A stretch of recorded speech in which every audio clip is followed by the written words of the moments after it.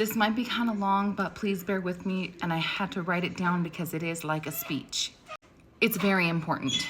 Dear women and all my LGBTQ+2 spirit friends, my name's Omaluk. I come from one of several federally recognized tribes in the USA where we adorn women's faces with beautiful tribal marks that tell stories of our identities, achievements, and heritage. Now, I understand your desire to wear them, as they indeed are beautiful. However, it's important to recognize that these marks have always been a closed practice, even before the colonial occupation of these lands. This is true for many cultures around the world. Indigenous nations have long been at the forefront of advocating for women's rights and empowerment. Historically, it was Indigenous women who inspired movements for the liberation of the United States, standing against oppression from various sources. Our practices, including the use of face tattoos, are sacred and deeply rooted in our identities and cultural histories. They are not merely aesthetic choices or trends. They are meaningful symbols of heritage.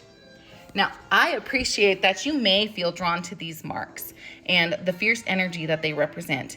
It's crucial to understand that appropriating them does not empower you or help you in reclaiming your own warrior spirit.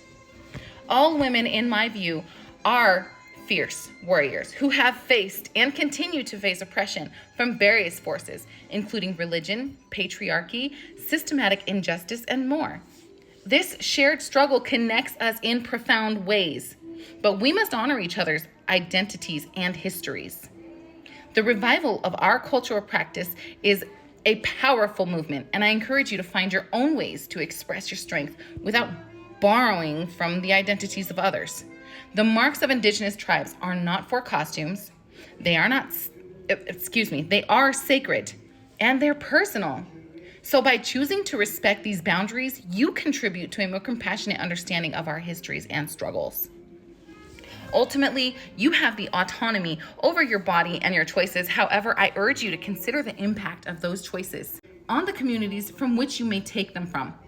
Wearing the symbols that are not yours can be seen as appropriating cultural valor, and those affected by it may respond in kind, like I do all day. Please understand that you are a warrior in your own right, and your choices reflect who you stand with in the fight for justice and equality.